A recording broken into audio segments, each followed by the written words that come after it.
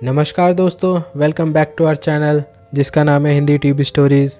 आज मैं आप लोगों के लिए एक और डरावनी कहानी लेके आ चुका हूँ और ये कहानी हमें भेजी है विक्की ने। तो चलिए कहानी को शुरू करते हैं। ये कहानी शुरू होती है महेश और विक्की से। महेश और विक्की अपने दोस्त विनोद की शादी में उसके गांव जा रहे थे। विनोद का गांव उत्तराखंड के गढ़वाल में स्थित था।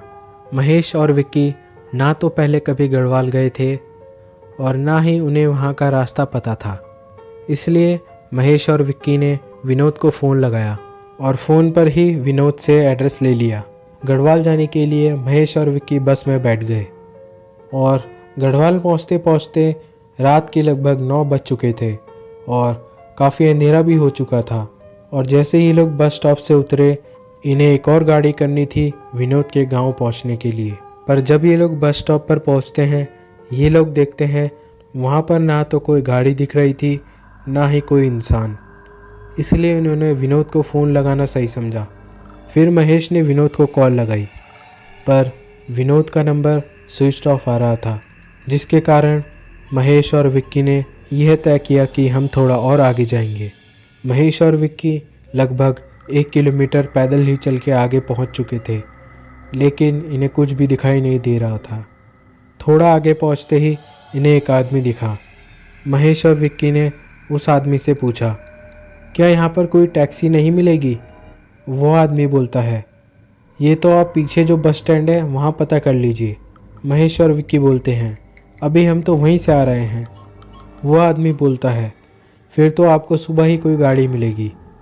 महेश और विक्की बोलते हैं, यहाँ पर कोई रात बिताने के लिए होटल या गेस्ट हाउस है? वो आदमी बोलता है, वो यहाँ से थोड़ा ही आगे एक होटल है, पर यहाँ के लोग कहते हैं कि वो होटल कुछ सही नहीं है।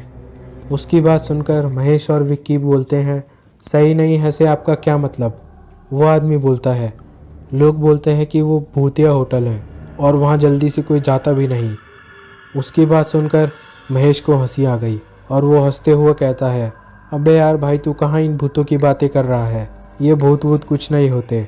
और विक्की से बोलता है, अरे विक्की, मैंने तुझे कहा था ना, वहाँ गांव में कोई ना कोई तो तुझसे भूत प्रेत की बातें ज़रूर करेगा।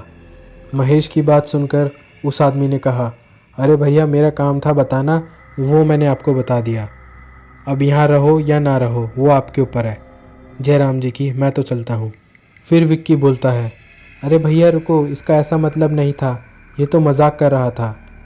वैसे आपने कहाँ बताया था वो होटल? फिर उस आदमी ने कहा, वो यहाँ से सीधा जाओगे तो थोड़ा ही आगे वो होटल आपको दिख जाएगा। फिर उसके बाद महेश और विक्की होटल की ओर निकल पड़े। वो दोनों थोड़ा ही आगे पहुँचे थे कि उन्हें होटल भी मिल गया, जिसके बारे में उस आदमी ने उन्हें बताया था। पर महेश और विक्की ने देखा कि वो होटल देखने में काफ़ी पुराना लग रहा था और उस होटल को देखकर महेश ने कहा, अरे भाई, काश ये होटल बाहर से जैसा दिख रहा है वैसे अंदर से ना हो, क्योंकि वो होटल बाहर से देखने में काफ़ी पुराना और गंदा लग रहा था। फिर उसके बाद विक्की ने कहा, भाई मुझे तो ये होटल सच में हॉन्टेड लग रहा है। विक्की की बात सुनकर महेश बोलता है, अबे भाई, तू कहाँ उस आदमी की बातों में आ रहा है? फिर उसके बाद महेश और विक्की होटल के अंदर जाते हैं और जैसे ही वो लोग अंदर पहुँचे, उन दोनों की आंखें फटी की फटी रह गई, क्योंकि होटल अंदर से भी काफ़ी गंदा और पुराना था और उसे देखकर ऐसा लग रहा था जैसे उस होटल में कई दिनों से कोई साफ़ सफाई नहीं हुई है। विक्की और महेश यही सोच रहे थे कि आखिर कोई इसमें रह कैसे सकता है, क्योंकि उस होटल के अंदर से एक अजीब तरह की बदबू आ रही थी। तभी महेश ने कहा, अरे यार, ये होटल है कि कबाड़ खाना? चल यार, कोई दूसरा होटल ढूंढते हैं। विक्की बोलता है, अबे भाई, इतनी मुश्किल से तो ये होटल मिला है, यहाँ दूर दूर तक कोई होटल भी दिखाई नहीं दे रहा है। ये दोनों ये बात कर ही रहे थे कि तभी इनके पीछे से आवाज़ आई, हाँ जी सर, मैं क्या मदद कर सकता हूँ आपकी? आवाज़ सुनकर महेश और विक्की पीछे मुड़कर देखने लगे तो उनके पीछे लगभग 35 या 40 साल की उम्र का एक आदमी खड़ा हुआ था और उसके कपड़े देखकर ऐसा लग रहा था जैसे वो इस होटल का मैनेजर हो। फिर उसके बाद वो आदमी महेश और विक्की के पास चलकर आता है और बोलता है, बोलिए सर, मैं आपकी कैसी मदद कर सकता हूँ। फिर विक्की बोलता है, भैया क्या कोई रूम खाली होगा। विक्की की बात अभी ख़त्म नहीं हुई थी, तभी महेश विक्की के कान में थोड़ा हंसकर बोलता है, अबे भाई, इसमें तो सारे ही रूम खाली लग रहे हैं और इस होटल में रुकना ही कौन चाहेगा। तभी विक्की अपनी कोहनी से महेश को हल्का सा धक्का मारता है और धीरे से कहता है, अबे चुप रहे। तभी उस होटल के मैनेजर ने कहा, हाँ सर, खाली रूम मिल जाएगा। फिर उसके बाद मैनेजर उन्हें कमरे तक ले गया। महेश और विक्की कमरे में सीधा पहुंचकर लेट गए, क्योंकि महेश और विक्की काफ़ी थक चुके थे और थोड़ी ही देर में इनकी आंख भी लग गई। फिर न जाने कितनी देर बाद विक्की की आंख खुली तो विक्की ने देखा महेश बिस्तर पर उठकर बैठा हुआ था। और तभी विक्की ने कहा, क्या हुआ भाई, तुझे नींद नहीं आ रही क्या। फिर उसके बाद महेश ने विक्की की तरफ देखा और बोला, भाई ध्यान से सुन, शायद कोई टॉयलेट के अंदर है। महेश की बात सुनकर विक्की भी सुनने की कोशिश करने लगा, तो विक्की को भी ऐसा लगा कि जैसे कोई टॉयलेट के अंदर है और किसी की गुनगुनाने की आवाज़ टॉयलेट के अंदर से आ रही थी। आवाज़ सुनकर महेश और विक्की दोनों खड़े हो गए और ऐसा लगा जैसे बाथरूम का दरवाज़ा अंदर से हल्का सा खुला हो और महेश और विक्की अपनी नज़र दरवाजे पर ही गड़ाए हुए थे। और तभी बाथरूम का दरवाज़ा खुलता है तो महेश की आंखें फटी की फटी रह गई और मानो जैसे दिल छाती फाड़कर बाहर आ जाएगा, क्योंकि विक्की ने देखा था जो बाथरूम के अंदर से निकला था वो कोई और नहीं बल्कि महेश था। और वो पूरा हैरान रह गया था, क्योंकि महेश तो उसके बगल में बैठा हुआ था, तो जो बाथरूम के अंदर से निकला था वो महेश कौन है।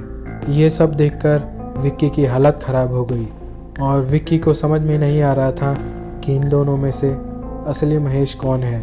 तभी बाथरूम के पास जो महेश खड़ा हुआ था उसने कहा, अबे विक्की, जल्दी उठ वहाँ से, पता नहीं किसके पास बैठा है तू।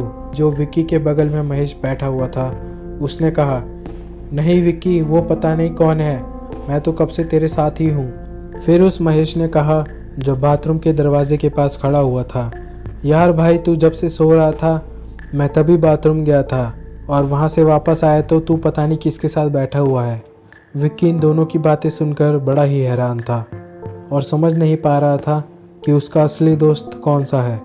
तभी विक्की को याद आया महेश के सीधे हाथ में एक निशान है। इसलिए विक्की ने कहा, तुम दोनों में से जो भी असली महेश है सीधे हाथ की बाजू को ऊपर करके मुझे दिखाए। दोनों महेश ने अपने हाथ ऊपर करे, पर दोनों के हाथ में ही वो निशान बना हुआ था। और ये सब देखकर विक्की के पैरों के नीचे से ज़मीन निकल गई और अब विक्की को ये समझ नहीं आ रहा था कि अब वो क्या करे और इन दोनों में से किस पर विश्वास करे। तभी जो बाथरूम के पास महेश खड़ा हुआ था उसने कहा, अबे विक्की, ज़्यादा सोच मत, उठ जाओ वहाँ से जल्दी, क्योंकि यहाँ आते समय उस आदमी ने भी हमें बताया था कि ये होटल भूतिया है और हम दोनों ने उसकी बात पर विश्वास नहीं किया और इसलिए हम यहाँ इतनी बुरी मुसीबत में फंस गए।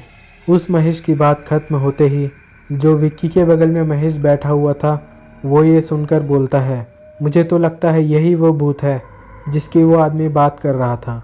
पर अब विक्की और ज़्यादा घबरा गया था, क्योंकि इन दोनों में से एक तो महेश था और दूसरा इस होटल का भूत। विक्की यही सोच रहा था, तभी जो महेश बाथरूम के दरवाजे के पास खड़ा था उसने कहा, विक्की, जो तेरे बगल में बैठा है उससे पूछ कि तेरे घर का नाम क्या है, तुझे किस नाम से बुलाते हैं।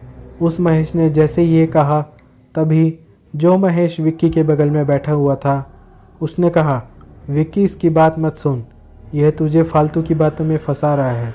विक्की को शायद अब समझ में आने लगा कि कौन सा असली महेश है। फिर जो महेश बाथरूम के पास खड़ा हुआ था उसने बोला, विक्की बातों में तो ये फंसा रहा है, इससे पूछना, अभी फैसला हो जाएगा कौन असली है कौन नकली। महेश की बात सुनकर विक्की समझ गया और विक्की यही सोच रहा था कि इससे पूछना सही नहीं रहेगा, क्योंकि जो महेश का रूप ले सकता है वो कुछ भी कर सकता है।